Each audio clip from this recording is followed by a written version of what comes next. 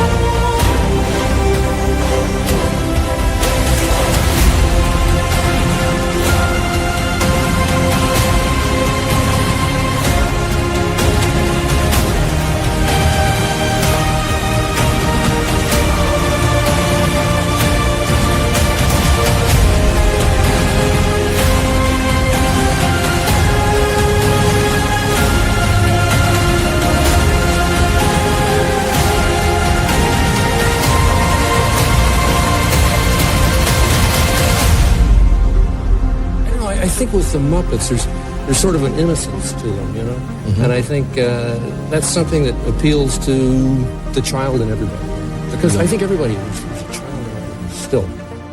Well, we all want to build a time machine, Doc.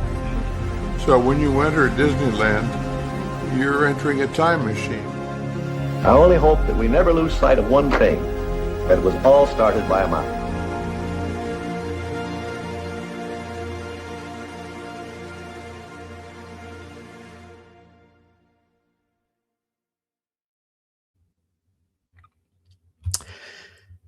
You sit down in a dark theater. The lights dim.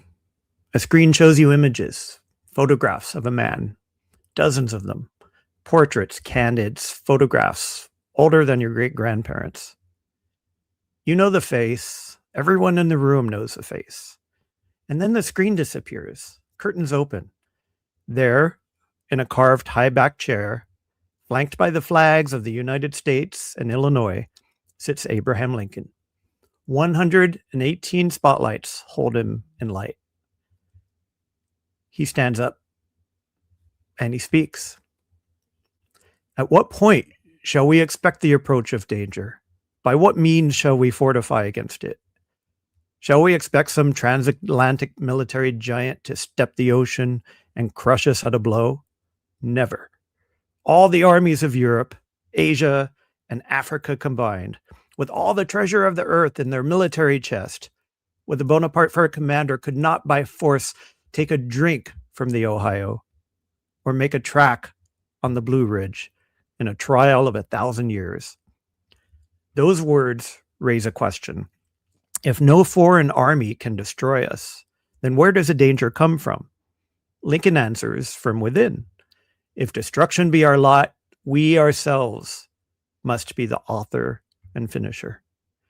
But before those words were spoken in that theater, before there was a theater, before there was a machine, before there was anything, a boy in Missouri put on his father's frock coat. He fitted a cardboard cylinder onto a derby hat and painted it black with shoe polish. He glued on crepe hair for a beard. He drew a mole on his cheek. And he stood before his 5th grade class and recited the Gettysburg Address from memory. His principal paraded him from classroom to classroom. He did it again and again, every year, for 5 years. This boy's name was Walt Disney. And when he grew up, he said something to a friend, something that would explain why Lincoln keeps standing up in that chair, keeps speaking those words, keeps coming back no matter how many times they try and take him away. He said, "Nothing has to die." This is Grand and Miraculous. I'm your host, John, aka Spaceship Ears, and this is a story of great moments with Mr. Lincoln. Thank you, everybody, for being here. I saw so many people excited in the chat. I'm so grateful for you to be here. For those of you who are here for the first time, this is our mission statement. We unveil the magic behind theme park attractions, exploring their creators, their immersive worlds, and the moments that keep us coming back, with your voice shaping the journey. I want to take a moment and give some special thanks to some streamers who very frequently call out this show as something worth watching. And I rarely take the time to acknowledge that. I'm very, very grateful for Bob, Barry Place 28, Theme Park Casual, Pete McDevitt, Theme Park Giant, and so many others who take the time to tell their audiences to come watch this show. It means a ton to me. I'll get with the mods at some point and give them some links that they can send out. But for now, I just wanted to just orally thank them and say, thank you so much for everything you do. It means the world. Tonight's trivia, as I usually start every show, I like to share a little bit of trivia, something that I think will stump people, and I think this might stump some folks. So tonight's trivia: what material was the original Lincoln's figure skin made from? And what was it originally developed to manufacture? I don't think this is something that is on most people's minds, but we'll see if anyone knows. Of course, I'd like to encourage you to share your memories of this enormously important attraction in chat. And I've already seen a few people do that. And as I do, I like to encourage people to go to our website, go to www.grandandmiraculous.show. Tonight's entry code, 4-letter code as always, ABES, A-B-E-S.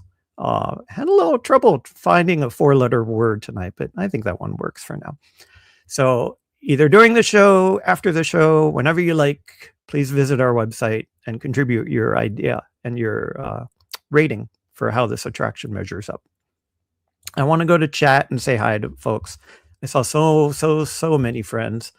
Let me scroll up. Lamont Gray, thank you so much for being here, Lamont. I know that you said you were looking forward to this. I appreciate it.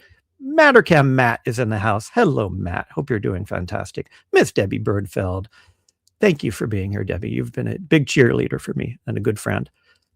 Miss Kay Bell, stepmom. Hi, Kay. Hope you're doing great. Hope you and Dad are sitting back and having a good beverage and enjoying the show tonight. Miss Oodalali Lane. Hello, Kate. Hope you're doing great. Let's see. Scroll. Jason Thibodeau is in the house. Hey, Jason. Pete McDevitt, like I just mentioned, thank you so much for all your support. It means the world. Karen Cook is in the house. Hello, Karen. Great to see you. Alyssa and Neil is in the house. Hello, Neil. Hope you're doing fantastic. Mark F. Hey, Mark. Thanks for being here. It means the world to me that you're here. Scroll. I saw Beaker and Honeydew in the chat. I've known Beaker and Honeydew for a long time. I need to catch up with you both. Mr. Paul Engels in the house. Hello, Paul. Thanks for all your support. I see Dad in there. Mr. Mark Langenkamp says he can't stay, but that's okay. I'm glad you're here. Scroll. I think that covers... Oh, I see David T. Hello, David. Hope you're doing fantastic. And I think that's it. If I missed you, I will come back. Promise. Okay. Let's get to the show, shall we? Yeah. So where do we start with this amazing attraction? Well, let's go way back. All the way back to 1909, shall we? In 1909, the U.S., as you may know, erupted in celebration for the 100th birthday of Abraham Lincoln. Now, there were parades across the country. Bronze plaques of the Gettysburg Address were placed in schoolhouses from coast to coast.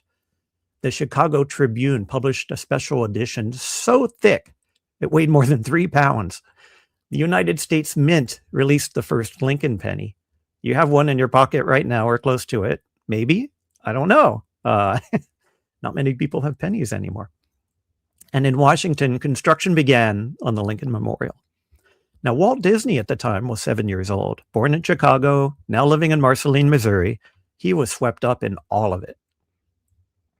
a few years later, Benton Elementary School in Kansas City, just 2 blocks from his home. Walt was in 5th grade. It was around 1914. He dressed up as Abraham Lincoln. The costume was homemade. His father Elias's frock coat, the one Elias wore when he was a deacon in the church. A derby hat converted into a stovepipe by fitting a cardboard cylinder on top and painting it black with shoe polish. Crepe hair for a beard and a drawn-on mole. He stood before his class. He recited the Gettysburg Address from memory. His teacher was so impressed that she called in Principal James Cottingham, a great lover of American history. Cottingham was so taken that he paraded young Walt from classroom to classroom to repeat this performance for the entire school. And then it happened again and again. Every Lincoln's birthday for the next 5 years until Walt graduated. He loved it. He grew more dramatic each year, in fact. Walt told interviewer Pete Martin in 1956, "When Lincoln's birthday came around, I always went to the classroom dressed as Lincoln with my crepe hair, beard, and the mole. There was a stovepipe hat I made by using a derby and putting a cardboard thing on top around it and painting it black. And my dad's frock coat he used when he was a deacon in the church. This memory stayed with him for decades." Now, Walt, of course, had a deep fascination with American history. He'd have dinner table discussions about the Constitution. Well, his wife, Lily, she had little interest. One morning at breakfast, Walt read part of the Constitution aloud. Lily responded, "Isn't it wonderful that Lincoln wrote that all by himself?" Walt looked at her sadly, but he didn't say anything. That's love. Now jump ahead, 1957. Disneyland has been open for 2 years and is proving more successful than anyone ever predicted. Walt proposes an expansion of Main Street, USA, called Liberty Street, a representation of colonial Boston on the eve of the American Revolution. The centerpiece, the Hall of the Presidents of the United States. This was a stage show featuring lifelike figures of every single U.S. president. 34 figures, originally conceived as wax, static, like a museum display. But Walt grows more ambitious. He doesn't want wax. He wants them to move, to walk and talk, to gesture and breathe and look you in the eye. The technology to do this, of course, didn't exist back then, not without a massive investment in research and development.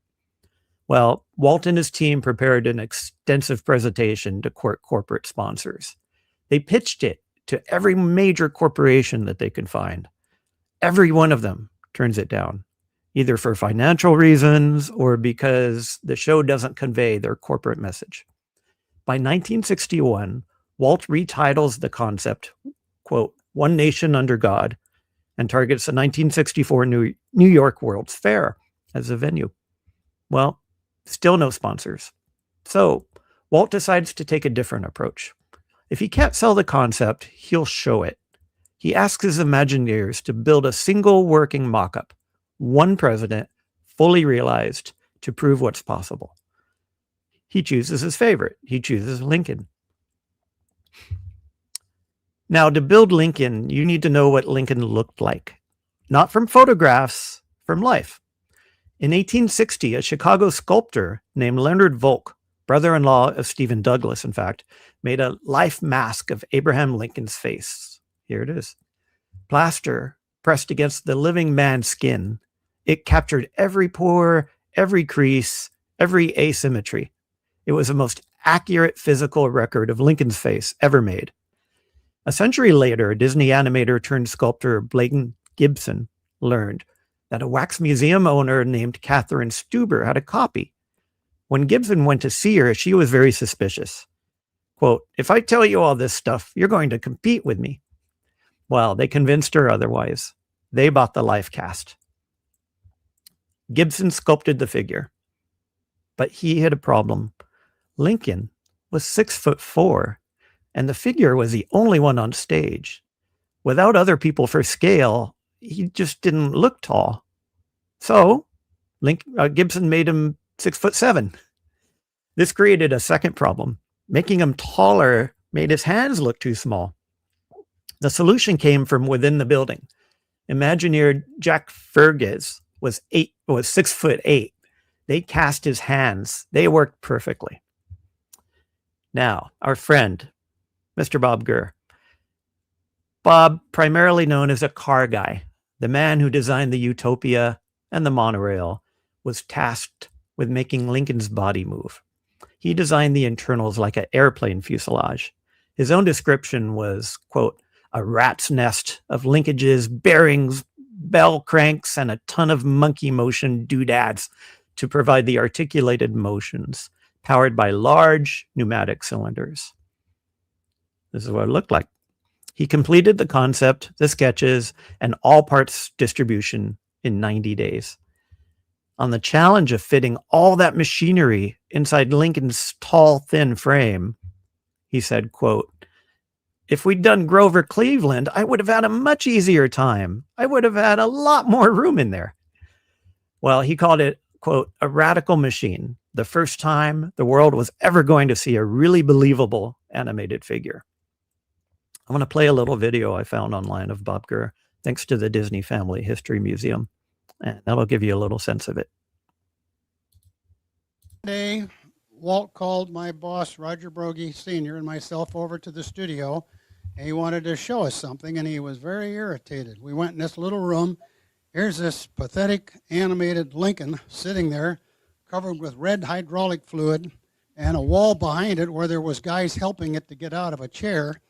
And Walt was very irritated because I found out later these guys had spent a long time doing animation in a very conventional way. In other words, that is to say, heavy iron, much like the World's Fair robotic caveman. In other words, nothing very advanced, even though in parallel at that time, we were developing the figures for the General Electric Carousel of Progress. Anyway, Walt pointed to this thing and said, Bobby, I want twice as many moves and half as much weight, and you got to get started now, because I'm basically a car guy, an airplane guy, and I would see mechanical parts in a little bit different manner. I didn't see Lincoln as an animated figure. I saw it as an airplane, and I thought, Lincoln can be an airplane. This way I can have a space frame that's going to be very, very efficient as far as its size, and we can take the information we already learned on the General Electric figures, and I can make this thing lighter and stiffer and better and taller and neater. As you can appreciate, Lincoln is a very tall, skinny guy. The next criteria that Leave it to Bob to describe Abraham Lincoln as an airplane, right? I had to learn was, oh my gosh, human beings, where do the bearings go? You know, where do the motions go? But in those days, we had no computers. We just simply did this all by hand.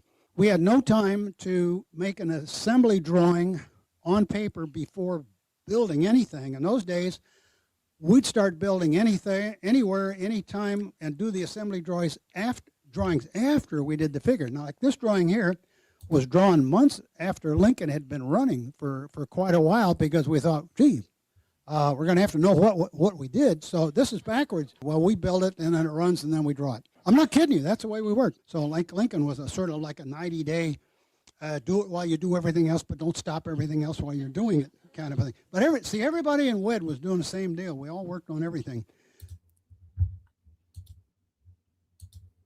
Pretty cool. What a man.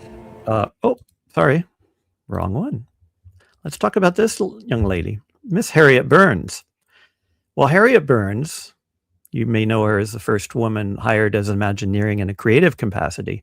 She was responsible for Lincoln's skin. And here's the answer to trivia. The visible skin was made of something called Duraflex.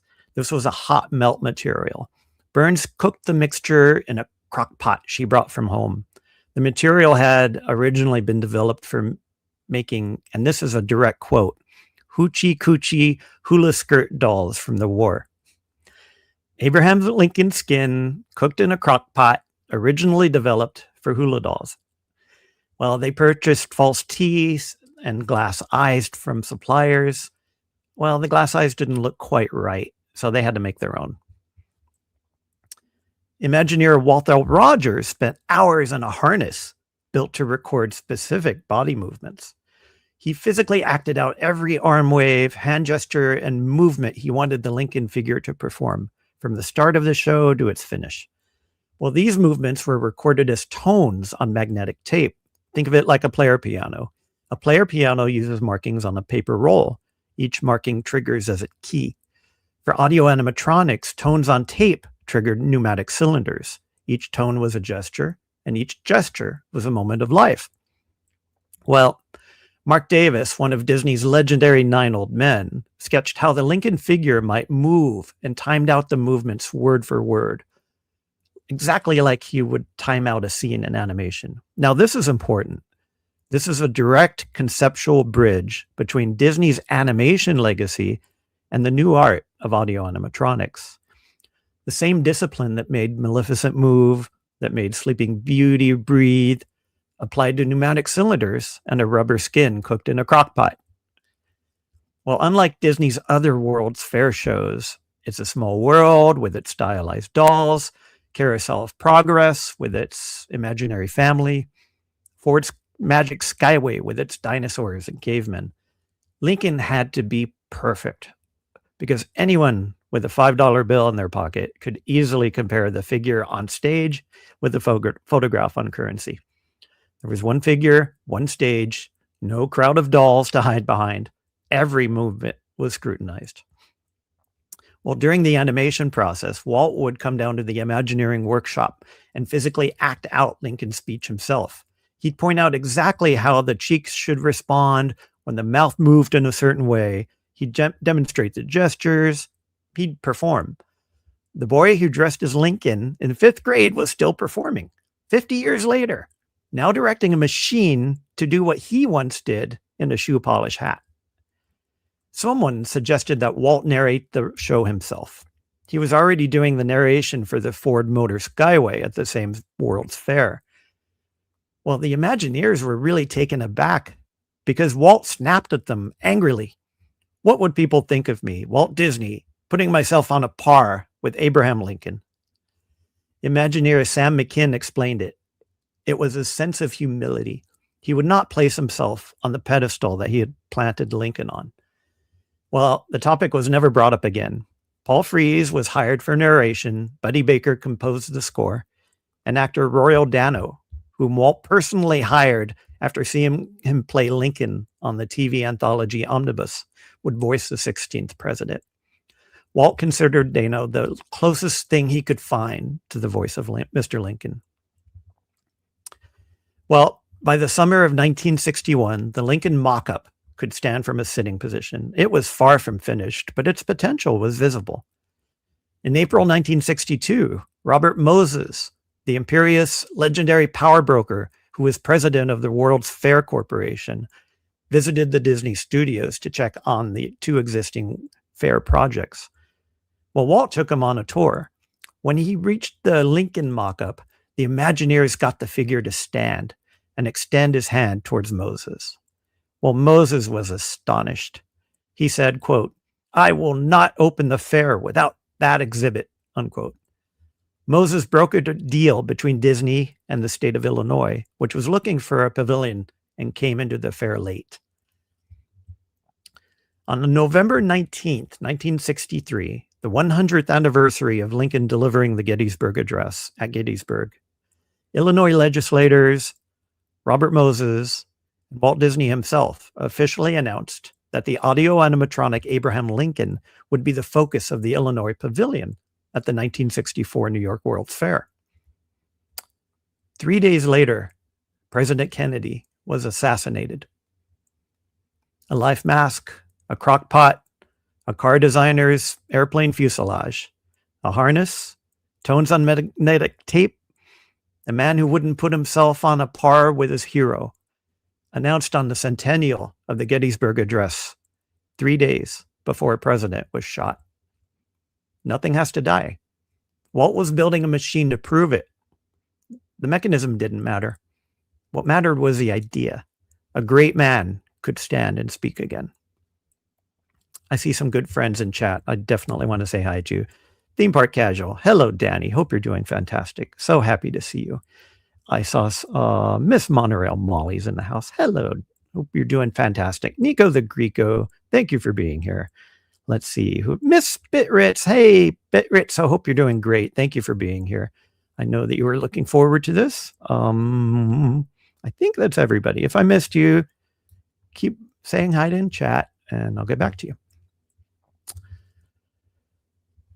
Okay. Now, in the weeks before the World's Fair opened, the press and Lincoln scholars were very skeptical. Some were openly hostile, in fact. They mocked the project as the Winkin' Blinkin' Lincoln, a robot Abraham Lincoln. The very idea to many people was a total affront. April 20th, 1964, 2 days before the World's Fair opened, there was a press preview for 500 dignitaries from the state of Illinois. Well, the Lincoln figure refused to cooperate. It blew fuses, it threw mechanical fits, and it smashed its chair. Disney historian Bill Cotter documented the scene. Mr. Lincoln would sit in his chair and he would start to get up, and all of a sudden he would go into this robotic fit and fling his arms around. He literally smashed his chair into kindling. Well, they'd replace the chair, got him working for a few more days, bring in the press again, and Lincoln would stand up and he would smash the new chair into kindling. Despite round-the-clock efforts by the Imagineer, the figure just would not cooperate. Well, Walt Disney made a decision. Instead of raising the curtain and hoping for the best in front of 500 dignitaries, he canceled the performance.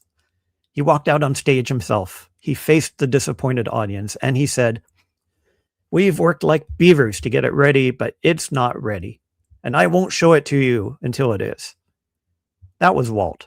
Put on the best show possible or no show at all. The same conviction that had driven him to demand the best sound recording technology for Mickey Mouse's debut. The same standard that had nearly bankrupted him on Snow White. You do not show an imperfect Lincoln. Well, the Imagineers had prepared a contingency. A second, complete Lincoln figure, chair and all, was stationed below the theater stage on a service elevator.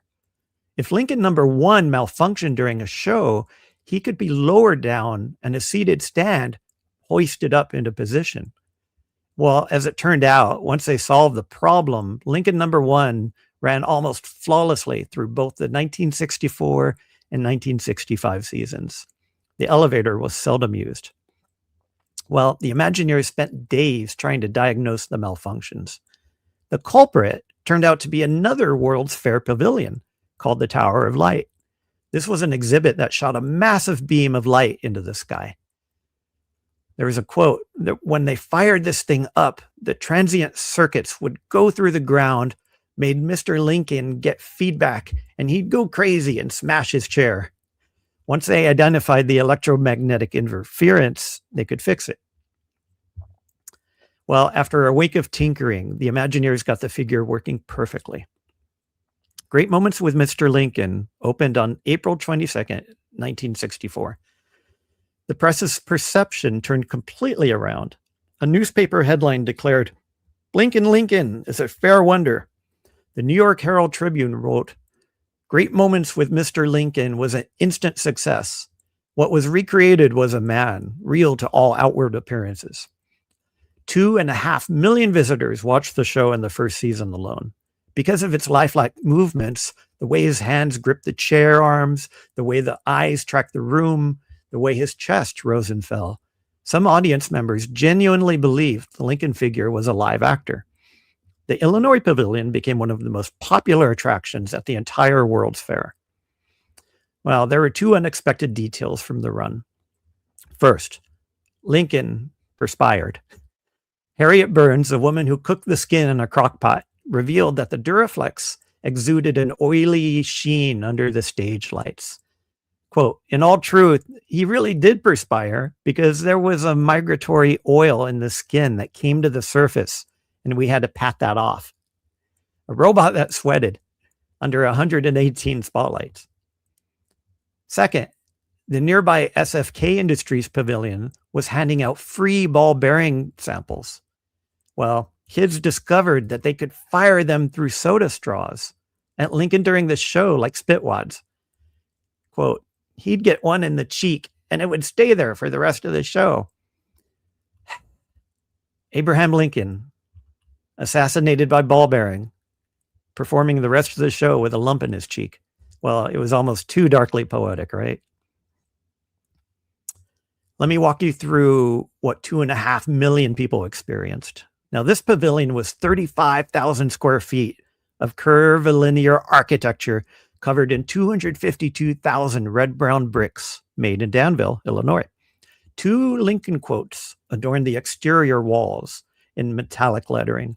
Outside the entrance stood a new statue of young Lincoln on horseback and a copy of his bust from the Lincoln tomb in Springfield, nose polished shiny by a million touching hands. Inside, you entered a Lincoln exhibit unlike anything assembled here, artifacts and documents from public and private collections worldwide. Every known photograph of Abraham Lincoln was on display. And the centerpiece was the Edward Everett copy of the Gettysburg Address, handwritten by Lincoln himself, owned by the state of Illinois. The manuscript sat in its own alcove. It was guarded by Illinois state troopers. The Gettysburg Address under armed guard in a building built by a man who dressed as Lincoln as a boy. Well, there was a panoramic film that provided a brief introduction to Illinois, a short Lincoln biography, and an explanation of Lincoln's connection to the state. And then you entered the theater. Inside the theater, there were 500 seats, hidden directional speakers, walls lined with acoustical veneer, 118 spotlights. A brief film about the origins of the United States and Lincoln's connection to the country's legacy. And then the screen disappeared. The curtains opened. Well, there sat Abraham Lincoln in a carved high-backed chair, flanked by the flags of the United States and Illinois. He stood up and he spoke. The world has never had a good definition of the word liberty. And the American people just now are much in want of one. We all declare for liberty, but in using the same word, we do not all mean the same thing.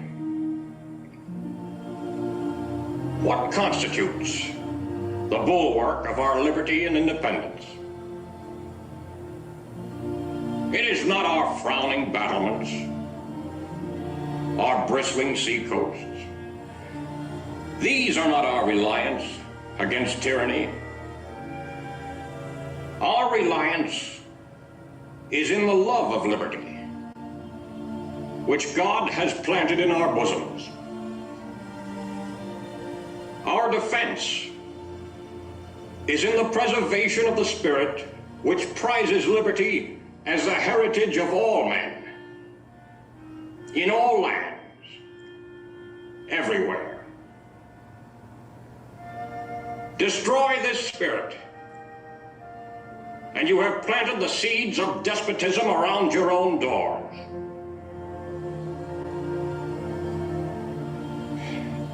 At what point shall we expect the approach of danger? By what means shall we fortify against it? Shall we expect some transatlantic military giant to step the ocean and crush us with a blow? Never.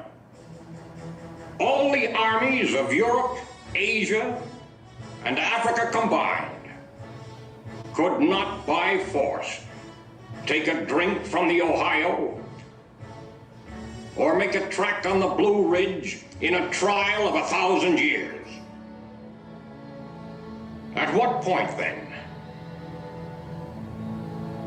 is the approach of danger to be expected?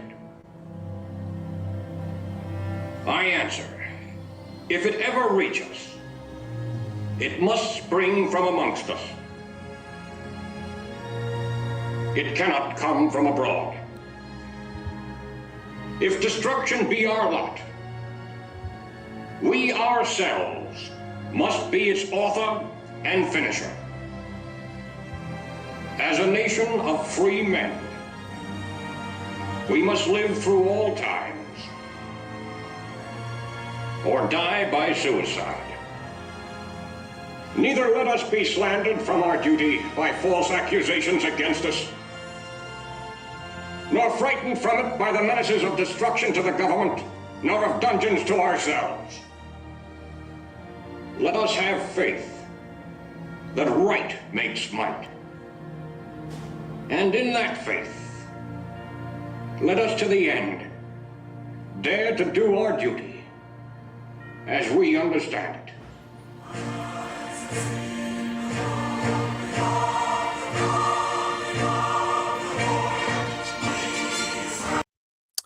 Every time I see it, gives me chills. Well, that's it. What you just heard was not the Gettysburg Address. It wasn't the second inaugural. It was a speech most people had never heard, assembled by 5 different Lincoln writings spanning 26 years. From a 28-year-old lawyer's address before the Young Men's Lyceum in Springfield to a wartime president's remarks at a sanitary fair in Baltimore. Walt had been asked, why didn't you use the Gettysburg Address, the most famous speech in American history? He said, because it is so familiar to every American, we felt that it would not contribute significantly to our purpose, an in-depth, fresh presentation of Lincoln's principles, ideals, and philosophies. He was right. The Gettysburg Address is 272 words that you already know.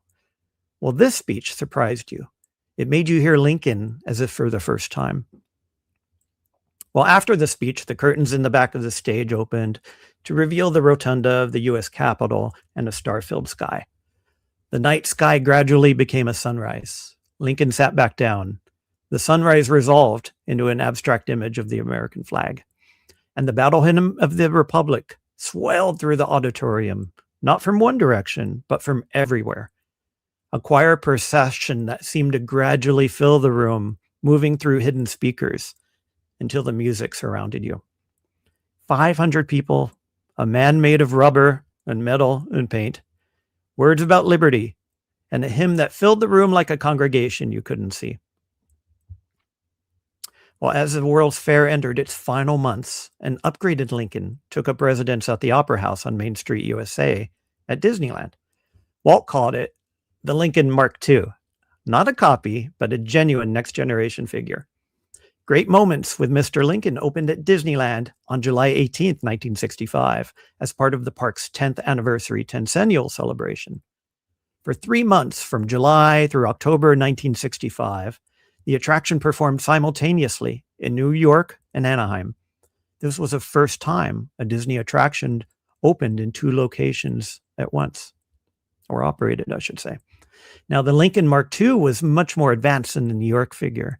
There were 48 body movements and 17 head and facial movements. There were 5 performances every hour. Now, this show required an E-coupon, the highest tier, the same as a Matterhorn at the time. But Walt insisted that children see the show for free. Every child's ticket book included a special complimentary ticket. So young people may have a better knowledge of the man who played such an important part in American history. Walt Disney Productions invites you to be their guest. And then, because history rhymes, the electrical problems came back. Lincoln went into spasms at Disneyland, just like he had had at the World's Fair. The Imagineers investigated. They discovered that the show's power supply was fed by the same substation that fed 600 volts to the monorail. Well, every time the monorail ran in the nearby section, Lincoln would convulse. The fix, they rerouted Lincoln's power line under Town Square, and they connected it to a different substation behind City Hall. Even Lincoln needed his own electrical supply. He was that important. Now, Walt admitted what the show did to him. Quote, "I'll end up in tears with my eyes. Of course, I'm kind of a sucker that way. I cry at my own movies. My wife thinks it's silly, but I don't know. The man who built the machine, who refused to narrate because he wouldn't put himself on a par with his hero, who insisted children see it for free, who acted out the speech in the workshop and pointed out how the cheeks should move. He cried. Nothing has to die. Not a dead president's word about liberty, not the feeling that those words create in a dark theater. Walt wouldn't narrate because the words didn't belong to him. They belonged to Lincoln, and Lincoln, through this machine, could speak them again. Walt Disney died on December 15th, 1966. 3 days later, on December 18th, he appeared on television introducing the Disneyland Lincoln attraction on a broadcast called Disneyland Around the Seasons. Well, this broadcast had been taped earlier. A dead man on television introducing a machine he built to bring a dead man back to life. In 1971, 5 years after Walt's death, his original dream finally came true. The Hall of Presidents opened at Walt Disney World's Magic Kingdom. Every single U.S. president, the 34 that Walt had imagined in 1957, had grown to 37 on one stage together. Liberty Square, the area that housed it, was the descendant of the Liberty Street that Walt had proposed for Disneyland 14 years earlier. Now, the concept that was too ambitious, that no corporations would sponsor, that led Walt to build a single mock-up of his favorite president, which led to Robert Moses, which led to the World's Fair, which led to great moments with Mr. Lincoln, was finally fully realized. And I have to say, my grandfather, John DeCure Sr., 3-time Academy Award-winning production designer, he was the artistic director for the film portion. Under his direction, more than a dozen Imagineering artists worked daily for 2 years to create 85 masterpieces, some more than 40 feet long, each painted in the artistic style of the historical period it depicted. They referenced hundreds of paintings, thousands of photographs, approximately 300 periodicals, and over 600 books. They traveled to Washington and Williamsburg to immerse themselves in the atmospheres of the places that they were painting. The Lincoln paintings were executed in the naturalistic style of Winslow Homer, the Civil War era artist, whose work defined how Americans visualized that conflict. Now, among those 85 paintings was one most of you know. It's called The Burden of War. Abraham Lincoln bearing the weight of the presidency during the Civil War. Remember that painting because it's going to travel. Just popping over in chat, I see some dear friends. Paul McNevitt. I didn't recognize your name at first. Hope you're doing well, Paul. Thanks for being here. I appreciate you coming here. Let's see. Anybody else in chat? I think that's it for now. Welcome, Paul. Well, Lincoln closed at Disneyland on January 1st, 1973. To make room for the Walt Disney story, this was a film about Walt's life narrated by archival radio or audio. Now, the backlash was intense. Orange County in the 1970s was heavily Republican. Residents were furious about removing the Republican president's show. Well, Lincoln returned on June 12th, 1975, as a Walt Disney story featuring great moments with Mr. Lincoln. First closure, first return. In the late 1980s, the Lincoln show was struggling. Only 1 in every 100 guests bothered to visit the Main Street Opera House. The 500-seat theater rarely filled. Well, after Jim Henson's death in May 1990, CEO Michael Eisner wanted to honor Jim Henson's legacy by bringing Muppet Vision 3D to both coasts. The plan was that Lincoln would close quietly after Labor Day weekend 1990. Imagineers would retool the Opera House inside and out for the Muppets. Imagineers were already inside the Opera House taking measurements for the proposed renovation when the story leaked. On August 19th, 1990, both the Orange County Register and the LA Times ran stories about the planned show swap, while the public outcry was fierce and immediate. Disney spokesperson Paul Goldman later admitted, "If you'd asked a few days ago, I'd have said that being a 25-year-old attraction, its popularity has passed. But there seems to be a lot of sentiment for Mr. Lincoln." Think about that. 99 out of 100 guests walked right past the Opera House. But the moment they heard Lincoln might be gone forever, it was unacceptable. It took the threat of losing him to remind people how much he mattered. Second closure averted. Lincoln stayed.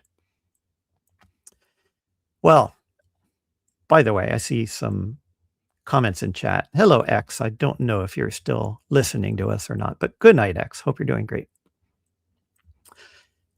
In 2001, the Imagineers tried the most radical reimagining in the attraction's history. There was binaural headphones, a narrative from the perspective of a fictional Union soldier, Matthew Brady as narrator, Lincoln breathing in your ear, a simulated battlefield amputation, and for the first time, the Gettysburg Address was actually read. Well, visitor reception was mixed. Forum reactions described it as kind of creepy and weird and pointlessly showy. The 2009 return deliberately went back to the original World's Fair format. The lesson? Walt's instinct had been right all along. The power of the show was in its simplicity. This was a man in a chair, words about liberty, and that's all you need. Lincoln closed again on February 20th, 2005, replaced by Disneyland, the first 50 magical years, a 50th anniversary exhibit with a film hosted by Steve Martin. Second full closure. The exhibit stayed until 2009. December 18th, 2009, Lincoln came back. The new figure featured a revolutionary all-electric head. No more pneumatics for the face. Lee Romer, a creature and special effects artist, sculpted the new Lincoln. Now, he wasn't a portrait sculptor. He was a creative artist, but he'd been working with Imagineering R&D for 7 years on more realistic human figures. Our friend Tony Baxter led the project. He wanted Lincoln to be a little bit more attractive and heroic, but Romero retained the authentic asymmetries that make Lincoln recognizable. One eyelid lower than the other, for example. There was white showing under his irises. One eyebrow with a peak, a crooked lip with one side jutted out. And Royal Dano's voice, the voice Walt had chosen in 1964, was restored. Dano had died in 1994, but a newly discovered recording was found that was cleaner than the original performance. It contained heavy breathing and lip smacks that the Imagineers deliberately left in. They made Lincoln seem more human. A dead actor's voice brought back, speaking words of a dead president brought back, and an attraction built by a dead man brought back.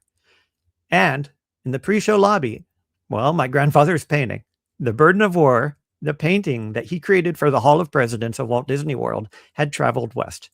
It now hung in the lobby of Great Moments with Mr. Lincoln in Disneyland.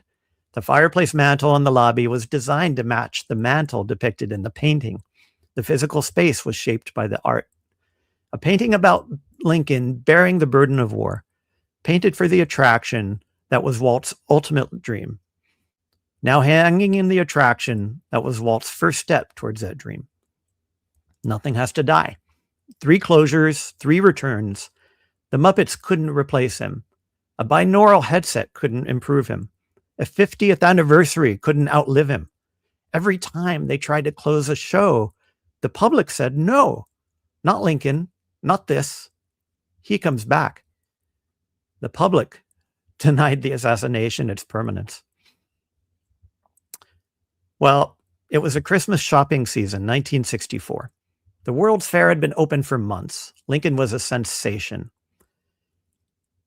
Our friend Ray Bradbury, already the author of The Martian Chronicles, Fahrenheit 451, and Something Wicked This Way Comes, was fighting through the holiday crowd at Bullock's Wilshire, pictured here in Beverly Hills, when he spotted a man carrying armfuls of gifts.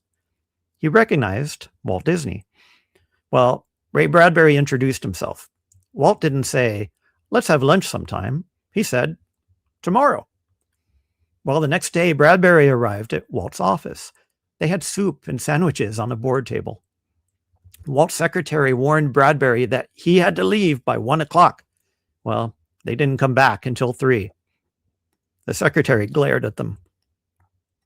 Walt opened their conversation with a phrase that would echo through everything that followed. Nothing has to die. He was talking about the World's Fair. It was already being demolished. All those pavilions, all that innovation, torn down. Walt said that it was a waste. His vision for a Florida project, what would become Epcot, was a place that would grow and change with the times, but would never die. Nothing has to die. Well, Walt extended their lunch into a full tour. He took Bradbury to the Imagineer's workshop, and there he showed him the reanimated Abraham Lincoln, either the World's Fair figure or an early iteration of the Disneyland Mark II. He showed him partially constructed Buccaneers, too, for Pirates of the Caribbean. He showed him a People Mover prototype. Well, Ray Bradbury was overwhelmed. He later wrote, quote, "In those few moments, I was filled with an awe I have rarely felt in my life." He called Lincoln the first robot that was convincingly real, that looks, speaks, and acts like a man.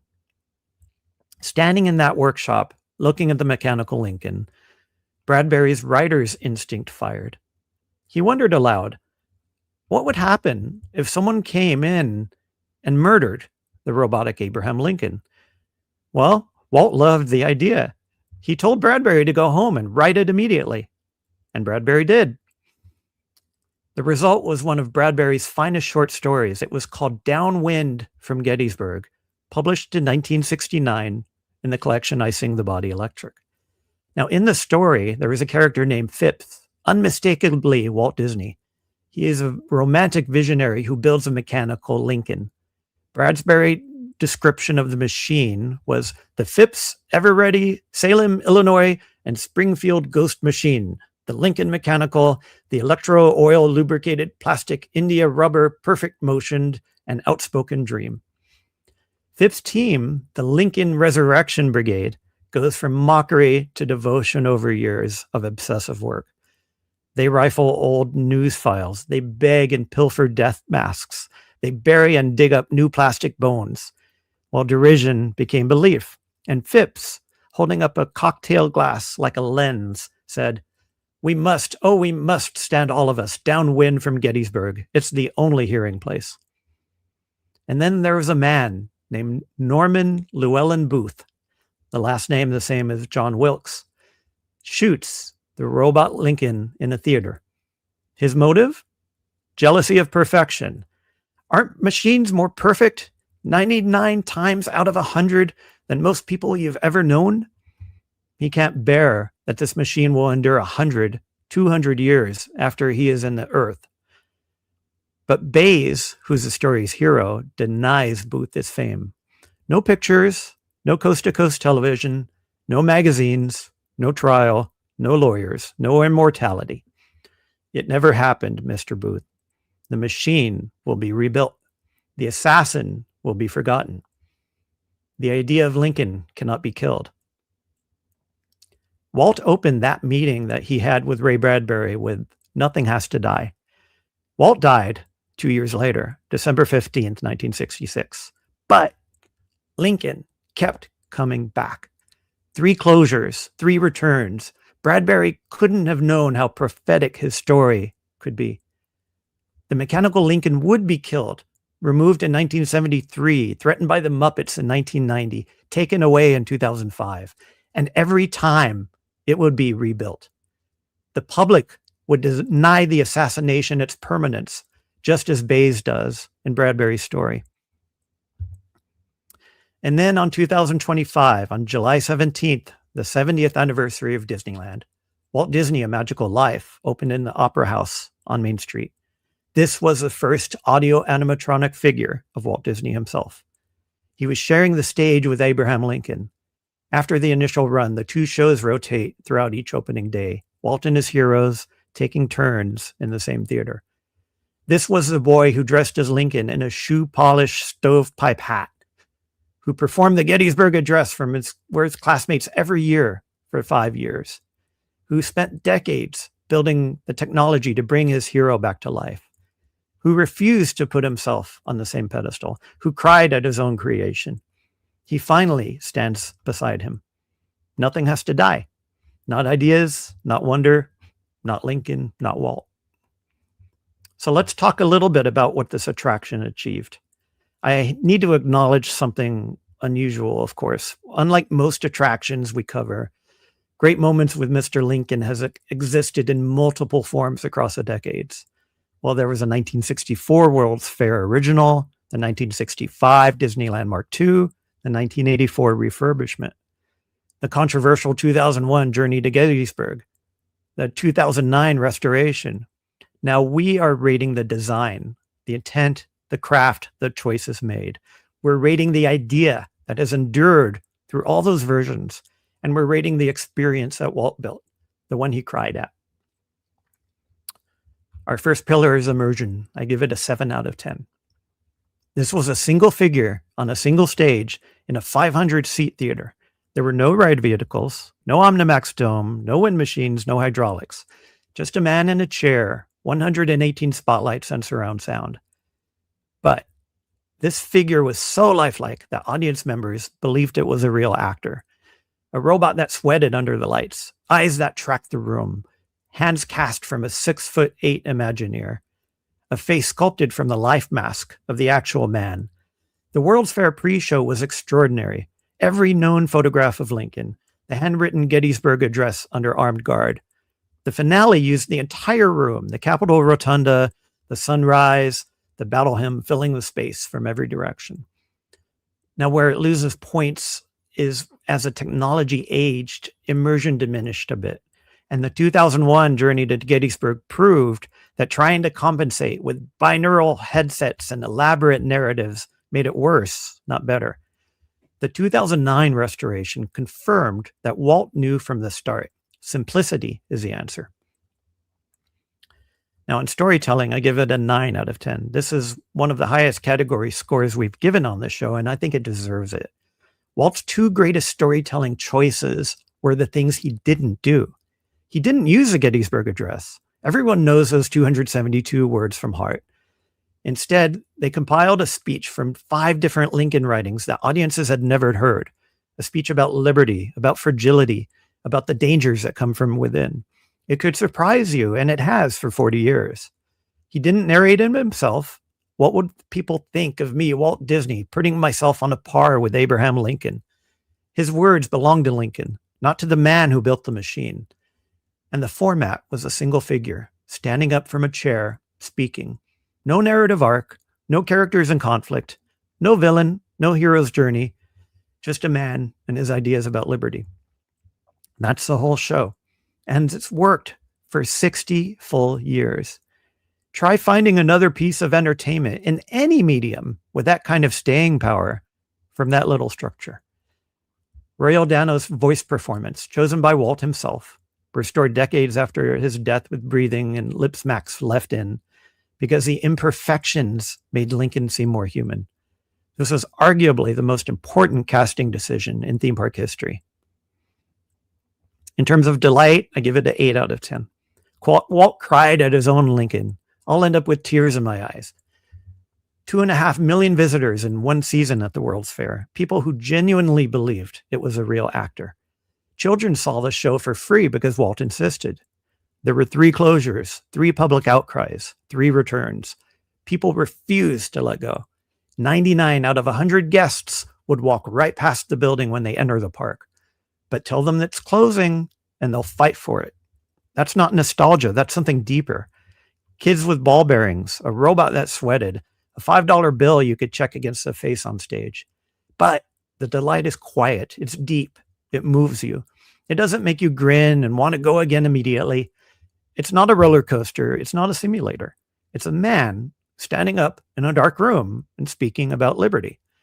And that's a different kind of delight, one that stays with you longer, but hits softer. So the geometric mean of 7, 8, and 9, and 8 is a 7.96. Just a little bit below Back to the Future, the ride from last week. And I think that's right, because Back to the Future was a more complete sensory experience. The dome, the wind, and the frequency injection, the physical sensation of travel. Lincoln, on the other hand, is a theater show. One figure, one chair. But the 9 in storytelling is honestly one of the highest scores we've given on this show, because the choices Walt made, the speech he chose, the speech he rejected, the narrative he refused, the format he kept simple, those are among the most important creative decisions in the history of themed entertainment. Everything that came after, the Hall of Presidents, Pirates of the Caribbean, every human audio animatronic figure in every Disney park on Earth, descends from these choices made from this one man in this one chair. So going back to the trivia question in the beginning, what material was the original Lincoln figure skin made from? And what was it originally developed to manufacture? Well, the answer, if you've listened to the show, is Duraflex, a hot melt material originally developed for making hoochie coochie hula skirt dolls from the war. Harriet Burns, one of the first women hired by Imagineering in a creative capacity, cooked it in a crock pot she brought from home. So please don't forget, the voting code for tonight is ABES, A-B-E-S. Go to www.grandandmiraculous.show. Let us know what you thought. Remember, I'm just one voice. I'm anxious to hear your voice as well. Now, this episode, we've talked about a man who stood alone on a stage, one figure, one chair, words about liberty, the most solemn thing that ever happened in a Disneyland theater. Well, next time, solemn, well, it's off the table. The year, 1986. The director of The Godfather, the creator of Star Wars, and the biggest pop star on the planet. Francis Ford Coppola, George Lucas, Michael Jackson. They spent $30 million on 17 minutes of film.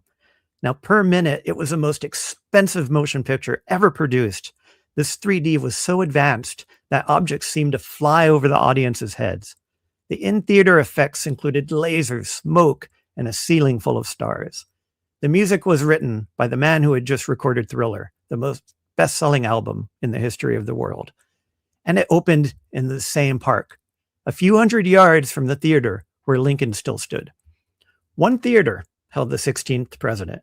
The other held the king of pop. Captain EO, next time on Grand and Miraculous. Now, we close as we always do with words by Ray Bradbury. Gather round the next great campfire. Let us seek and know and understand and dream a new book, a new instruction book to fly great spaceship Earth through the uncharted seas of the future world. Lock in a dream that is your own. Find what truth is in your blood and beat a path from here to there. Your life is yours to own and be. The world is yours to shape and change. The stars are yours as just reward. But tonight, something more. Because this time the connection between Bradbury and the attraction isn't just a metaphor. It isn't a parallel, it's direct. Walt Disney showed Ray Bradbury the mechanical Lincoln. Bradbury asked, what if someone shot it? Walt said, write that story. And Bradbury wrote Downwind from Gettysburg. Well, here's how the story ends. The assassin has been denied his fame. No pictures, no trial, no publicity. He's been sent into the night, unmourned and unremembered. And Bayes, the man who protected the dream, he stood alone in the theater. Quote, the theater was as vast as empty as Gettysburg, in the late day with the crowd gone home and the sunset. Where the crowd had been was no more, where the father had lifted the boy high on his shoulders, and where the boy had spoken and said the words. But the words now also gone. On the stage, after a long moment, he reached out. His fingers brushed Lincoln's shoulder. Fool, he thought, standing there in the dusk. Don't. Now don't. Stop it. Why are you doing this? Silly. Stop. Stop. And what he had come to find, he found. What he needed to do, he did. For tears were running down his face. He wept. Sobs choked his mouth. He could not stop them. They would not cease. Mr. Lincoln was dead. Mr. Lincoln was dead. And he had let his murderer go.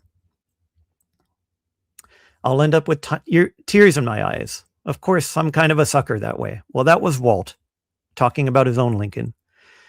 Maybe we're all suckers that way. Maybe that's the point. Maybe the mechanism, the crock pot, the harness, the tones on tape, the life mask of a man who died a century before, maybe it all doesn't matter. What matters is what it made you feel. What matters is that you're standing up in a dark theater and a machine made of rubber and metal and paint stands up and speaks words about liberty, and your eyes are wet and you don't know why. A painting hangs in the lobby of that theater. It was painted by my grandfather for the Hall of Presidents at Walt Disney World, the attraction that began as Walt's 1957 dream. The dream that was too big, that led him to build one figure instead of 34. that led to the World's Fair, that led to everything, frankly. That painting is called The Burden of War. It shows Lincoln bearing the weight of the nation. It traveled from Walt's ultimate dream to Walt's first step, from the Hall of Presidents to the Lincoln Lobby. The mantle in that room was built to match the mantle in that painting. A boy in Missouri put on his father's frock coat. He fitted cardboard to a derby hat and painted it with shoe polish.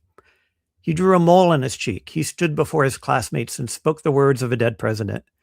His principal paraded him from room to room. He did it every year for 5 years, and he spent the rest of his life building a machine that would do what he once did, bring a great man back to life. He told his friend, nothing has to die. He died 2 years later. But Abraham Lincoln keeps standing up. Nothing has to die. Good night, everybody.